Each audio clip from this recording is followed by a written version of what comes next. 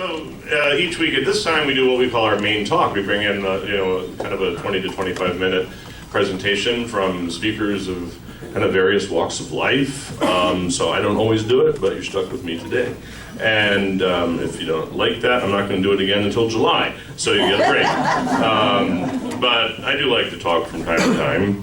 And I'll start with a few months ago, earlier this year, a friend of mine who I'd gone to seminary with, and some of you may not know, I used to be a pastor. Probably most people know that, but anyway. And I hadn't talked to this guy since we had left. It'd been like 20 years since we had left seminary. And he had read about my work in the media, and he reached out through Facebook, and we set up a phone call. And it was one of those times, you know, when you get in touch with someone you haven't talked to in years, but it's like you just picked up where you left off. It was one of those wonderful conversations. And this guy, when I was in school, I always thought this guy is the smartest guy in the room kind of guy. And the first words out of his mouth when he called me after not talking to him in 20 years, went, "Hi, hello, how are you doing?" It was, "Why didn't we see it? How come we didn't figure it out, that it was all made up?" And he's been in secular work for a very, very long time. He works for the state of Minnesota. And that question was like, and we talked for a while about that. Yeah, why didn't we see that it was all made up? And we started thinking, well, you know, there were some good reasons at the time. And after I got off the phone with him, I went to my library and I picked up a book that I probably had, like a seminary textbook type thing that I hadn't touched since I was in seminary, which is a postgrad. It's like, you know, you go to undergraduate school, then you go to seminary to get your master's in theology. So I thought, well, why didn't we? And so I went back and picked up one of the books that he and I had read together in school. Very impressive looking book called The God of Jesus Christ by a guy named Walter Casper, who is a Roman Catholic theologian, widely respected Roman Catholic theologian. He is now a cardinal and has become known in the media as the friend and theologian to the Pope, which is kind of like a high sparrow. If you don't know what a high sparrow is, ask your neighbor. I'm not going to tell you. It's a Game of Thrones reference. Okay. I think we need a Game of Thrones talk instead. So anyway, so here's a random, that's for later, a random quote from this really, really important theological work written by a Roman Catholic cardinal who everybody considers an ace theologian. Well, that's the wrong page. There we go. The statement that the distinctions in God are in the form of relations is of fundamental importance because it represents a breakaway from a one-sidedly substantialist type of thought. In God, substance and relation are really identical. God is relation and exists only in the intra-divine relations. He is holy love that surrenders and bestows itself. The relational reality of God, which is identical with his being or his substance, presupposes real, mutually distinct relational realities.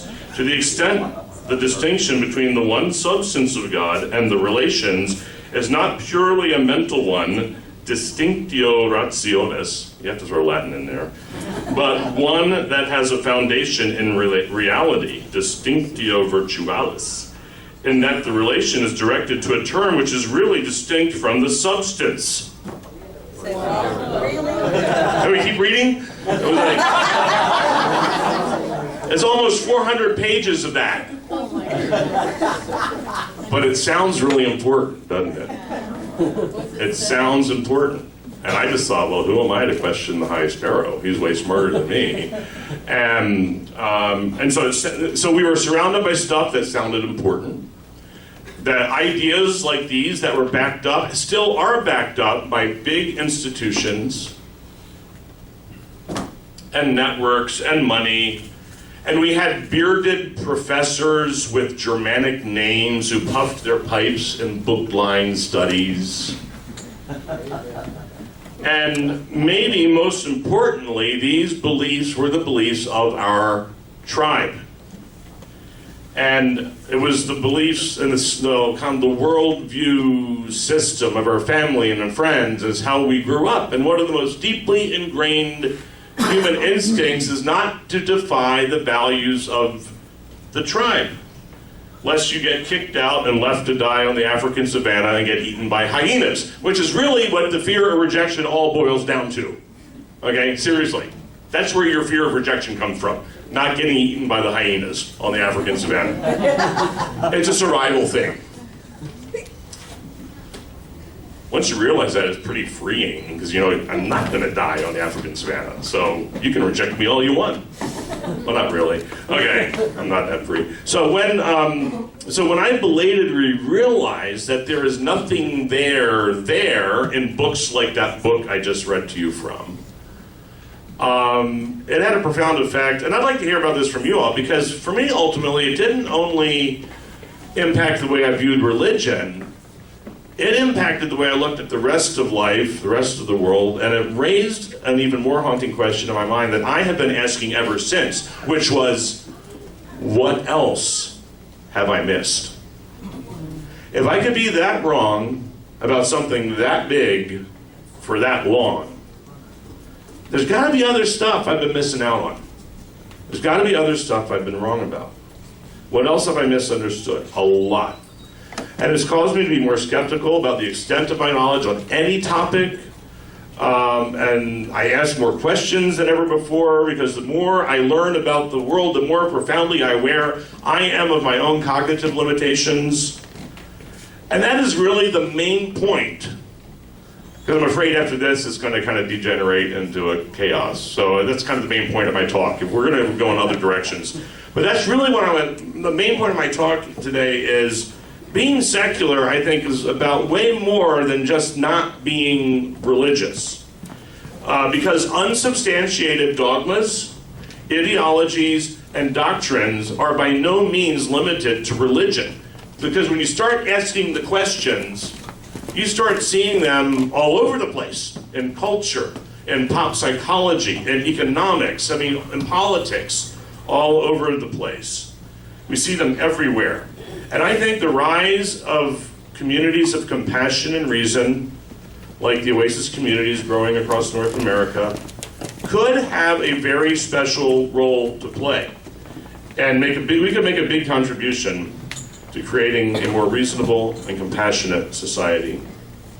We can become communities of cheerful questioners who just don't blindly accept the status quo and the conventional wisdom just because, as Amrit said, everybody else does. And I chose the word cheerful questioners because I think the word skeptic is kind of, and don't get me wrong, you can call yourself a skeptic, I don't care what you call yourself, but it's kind of a negative term for a lot of people. It denotes negativity, and it denotes kind of, for some people, antisocial behavior. So you can be a skeptic, but I'd rather be known as a cheerful questioner, a cheerful doubter. So time and again, history has shown us that humanity only really progresses when people are no longer satisfied with the status quo, or the old ways, or the conventional wisdom, and they dare to look at life through different lenses. So many fascinating examples of this. One thing, I remember when I was a kid, you guys probably remember this too. When we were growing up, everybody knew that ulcers were caused by stress and spicy food, right? And you were advised to coat your stomach with milk. And we all knew that coating your stomach was an effective strategy because we had seen the Pepto-Bismol commercial where you see the lovely pink coating sliding over the cartoon stomach, and it must work. Now, of course, we know that the overwhelming majority of ulcers are caused by bacteria. Milk? No, bacteria. And the guy who figured it out got a Nobel Prize not too long ago. Speaking of bacteria, let's revisit toxoplasma. We seem to have forgotten about it. We need to be reminded about toxoplasma every now and then. Toxoplasma is a single-cell protozoan that has been expanding like crazy with the growth of the human race. Scientists have known for a very long time that toxoplasma can only reproduce itself in the gut of cats, in the digestive system of cats. So how does Toxoplasma, this single-cell protozoan parasite, get into cats? It does it by hijacking the sex drive of mice. And a mouse with Toxoplasma is hijacked, because this parasite has hijacked its sex drive, comes to see cats as objects of amorous affection. So a mouse with Toxoplasma, when a mouse with Toxoplasma smells a cat, they do not smell fear, they smell love. This is, I mean, you can look this up anywhere. This is not, like everybody knows this. So, so scientists have known that for years. But the more interesting thing is that scientists are now starting to amass some pretty significant data that shows that humans, now, okay, some of us have Toxoplasma. If you're a cat owner, you may have Toxoplasma. It's like not one of these things, like you don't have symptoms, it's just one of these bacteria that's in your body. So human beings now with Toxoplasma, there's evidence that the protozoan is messing with our behavior too. And men with Toxoplasma are prone to riskier behavior and have a statistically significant higher incidence of car accidents, for example. And women who have Toxoplasma are friskier and have sex with more people than maybe the average person might. I want more cats. You want more cats?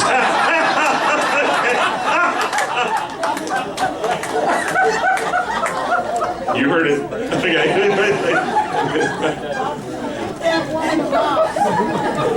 There are some very interesting discrepancies in Toxoplasma rates among it's kind of lower here. It's like 25% of the population in the United States, but over in certain European countries, it's like 50% or way more. So I'll let you think about that. But anyway, one of our recent speakers reminded us that all of us carry on our bodies 10 times as many bacteria cells as human cells. 10 times as many. Each one of us is a walking colony, or colonies, of bacteria. I would save that for after the coffee break, after the handshaking, right? But Toxoplasma is only one. So it makes you wonder, again, if you ask the question, what else could be affecting our moods and behaviors that we don't know about? What else don't we know? Scientists are now starting to do some research into a possible connection between certain types of stomach bacteria and depression. It's not all in your head after all, perhaps. It might be in your stomach. And that's serious. I mean, everything we think we know often is, going back a little further in history, this is fascinating. When Alexander Graham Bell invented the telephone, apparently it wasn't such a big hit at first. Because in those days, the holy grail of telecommunications technology was developing a telegraph that could send and receive multiple messages simultaneously over the same wire. Yeah, what was the term for that, Wayne? Was it multiplexing? Multiplexing, yeah. And so here is, and that's what Alexander Bell was supposed to be working on. And here's the words of one scientist of the day about Alexander Bell's invention. As to Bell's talking telegraph, it only creates interest in scientific circles. And as a scientific toy, it is beautiful. But we can already do more with a wire in a given time than by talking. Who would want to talk over a wire? It's like texting. Yeah, right. And speaking of the Holy Grail, Monty Python and the Holy Grail is a funny movie because it's so true. It was based on the way people actually looked at the world. How do you know she's a witch? She floats. Yeah. But if you look at the grand scheme of human history, right, that wasn't that long ago. I mean, even in this country, we were, doing in witches up until the 1600s or so, right? late 1600s perhaps. And so it wasn't that long ago. So we can only assume, I think, that 100 or 200 years from now, people are going to be making a Holy Grail movie about us. Seriously. We have to assume we know. I mean, yeah, we know a lot more, but how much more is there yet to know? A lot. Now, the same kind of paradigm breaking, same kind of paradigm rethinking that moves science and technology forward needs to happen, I think. Well, I'm going to read you a quote. This is some of the ideas for today's talk came from this book called Nonsense, The Power of Not Knowing. Very, very good book. But, okay, the author, Jamie Holmes, writes, innovation usually happens when an inventor grasps the potential of an existing technology's previously neglected function. It happens when he or she recognizes that something that seemed to have a clear function actually has an ambiguous function. This is basically an entire book about embracing ambiguity and how it moves our thinking forward. That's what Alexander Graham Bell did with this. Here's this wire. Everybody knows what this wire for. It's for sending telegrams. And he looked at that differently. All it was is looking at this thing in a different way than everybody else looked at it. And I wonder if the same kind of thing can also be at work, not only in science and technology, but in our cultural life, and the kind of society that we're building. Harris Wofford was a advisor to President John F. Kennedy and an advisor to Martin Luther King. He eventually went on to become a United States Senator from Pennsylvania. He met and married his wife Claire during World War II. They're both serving with the United States military in Great Britain at the time. They were married for 48 years until she died of leukemia in 1996. After her death, he was 70 years old when she passed away. He assumed that he was too old to find romance again. And 5 years later, he was vacationing by himself in Fort Lauderdale, walking the beach, and he got into a random conversation with a stranger, a guy named Matthew Charlton, 25 years old, and they became friends. They started spending more time together. They started traveling the world together, and they realized that their friendship had grown into love. On April 30th this year, they got married at the age of 90 and 40. On April 30th this year. Wofford wrote about it in this amazing op-ed piece in the New York Times. I'm into paper, you can see. In Love Again, this time with a man. Huge op-ed piece published in the New York Times right before they got married in April in the Sunday Review op-ed section. And the whole thing seems so unlikely, but you know what? Their family and friends have gotten used to it. Wofford's adult children have come to know and love Matthew and welcome him into their family. Matthew's parents have come to accept and love Harris Wofford. And, this ain't Ozzie and Harriet's world anymore, guys. And I think it's amazing. I did the article, I'll post a link to it in our private group, because it's touching and it's beautiful. And people, I think we are, perhaps we are moving to a time when people can be freer to be themselves, more free to structure their relationships in ways that make sense for them and not conforming to some arbitrary model just because everybody else is doing it, and restructure their relationships, their families in ways that make sense for them regardless of age, gender, sexual orientation, whatever. Here's one line from Harris Wofford's op-ed piece that really struck me. Too often, our society seeks to label people by pinning them on the wall, straight, gay, or in between. I don't categorize myself based on the gender of those I love. I had a half century of marriage with a wonderful woman. And now I am lucky, for a second time, to have found happiness. Very well said. We can't live in a world, why can't we? Why can't we live in a world where we celebrate human love wherever, however people find it and choose to express it, and is joyful and life-giving and healthy for them? Why not? And I think the Oasis movement can play a role in helping to make that happen, and I like to think that if Harris Wofford and Matthew showed up at an Oasis community someday, they would be welcomed with open arms. There's one word of caution. however. When you start challenging the status quo, when you start asking the questions, why can't we do it this way? Why can't we do something differently? Why can't I do something differently? When you start challenging the conventional wisdom, some people are going to feel threatened. And we all know too well about the cultural wars that rage around us. People who claim that marriage is under attack, the traditional family is under attack, and that is a topic for another day, because everything that people think of as the traditional family is probably modeled as less than 200 years old. As one person once said, if gay marriage is a threat to your marriage, one of you is gay.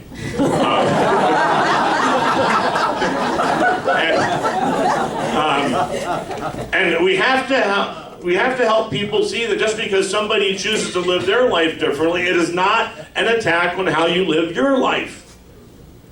It's not. How people get so defensive all the time. And this is something we secular people are not immune to, because it's a human response. Because I should have paid you to set me up for this talk, Emery, because it gets back to that point you made about going along, the most powerful factor influencing behavior in that illustration was everybody else is doing it. And when people choose to do it differently, often the herd punishes them, or they feel like they're threatened, when it's not a threat. And we're not immune to this. Okay, I'm going to share, and this is not a critique of you guys, just a little loving observation. But a few months ago, I gave a talk.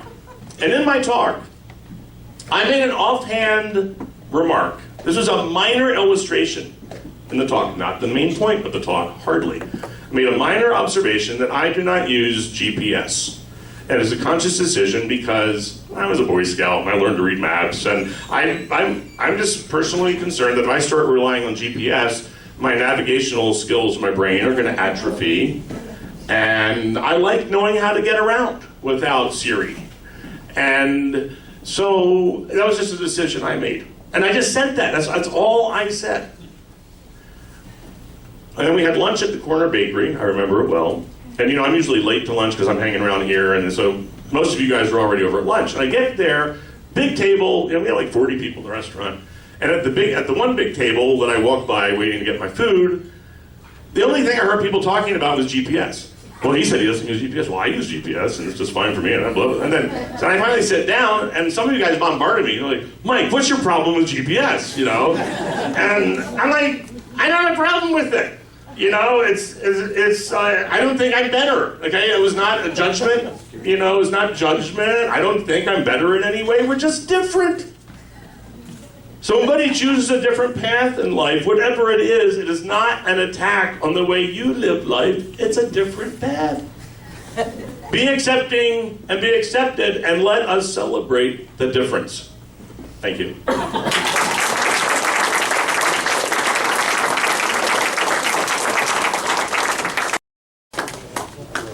Any quick questions about the thing? Why don't you like GPS? Why don't I like GPS? I told you. But I want you to start thinking about this, and we'll get ready for our son Johnny to be in the on deck circle. Start thinking. Look at. We're very, very good, all of us, at kind of critiquing the dogmatism of religion. But so when you start looking for dogma everywhere, you begin to see how it is everywhere.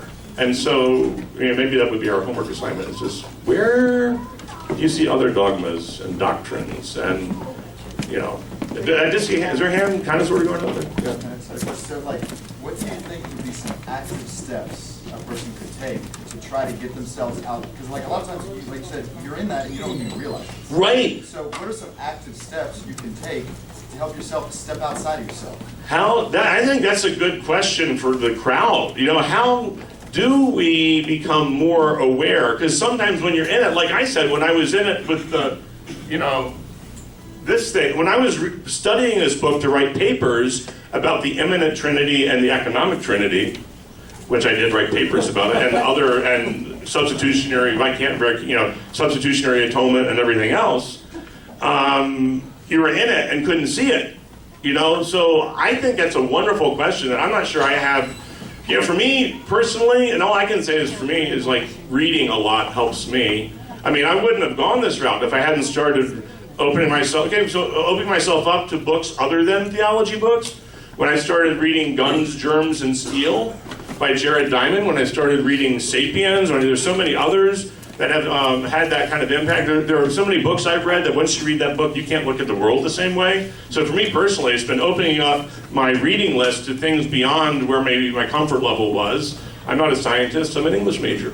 But I'll start to read, The Selfish Gene. And you can't read The Selfish Gene and look at the world the same way anymore. So that's one thing for me. But if you have other ideas, yes? I would mention to him is that I think whatever label or whatever community you associate yourself with, you identify with, unfortunately that's the one that you tend to be more sensitive of. I'm Hispanic, and there's some people in my community that feel that Hispanics are under attacks. Right. And I have to tell them, hey, look around you. We're not going nowhere, Yeah. And I think it's the same thing with Christianity, the same thing with atheism. The label that you associate yourself more, the more sensitive you are. And I have to remind myself to get out of that comfort zone. It's not the fact that I am not an atheist. It's just I have to go ahead and meet other people of different backgrounds to realize, hey, there's other people that think the same way. That's a wonderful point. Is meeting people from different backgrounds, and that's one of the things I think we can do in this community. Susan in the back, and then maybe Jeff, and then we'll have to wrap it up. Isn't it just an ongoing process every day of our lives? Yeah, it is an ongoing process, lifelong. I Yeah. just got back from the first foreign country school. Yeah. It's not very foreign, but I found myself, saying, "Oh, well, the ladies do this, and the people in this town do this." Okay, yeah. Actually, Thing over and over and over. okay, well, what I would throw in there, so we've got books, we've got what Julio mentioned is about meeting other people, and I think this is something a lot of people write about is travel, and I can't call to mind right now, but I have read stuff on like the psychology of travel, and so travel is huge, huge. So I would throw that in the mix for sure. Jeff, real quick. Yeah, I think that when we come up with an idea like this, it makes me think that something would be excellent for us to teach the children when they're coming up. We have to have things for a curriculum. Right. Not, like you're talking non-judgment. Yes, non-judgment. And that can be developed, and that's something that could actually, we teach people, we're used to all these terrible thoughts that we were brought up with, but those are beneficial thoughts that would benefit the world. Absolutely. And the world. Yeah. Very well said. Yeah, CB, and then Amaret, and then we have to stop. Okay. In answer to this young man, I find that I always have to investigate my fears. Oh, that's wonderful. He says he always has to investigate his fears. That's beautiful. The whole world. And may I add, most of you, I'm sure, are aware of the tragic shooting early this morning in Orlando. I just heard about it. So 50 gay people were killed.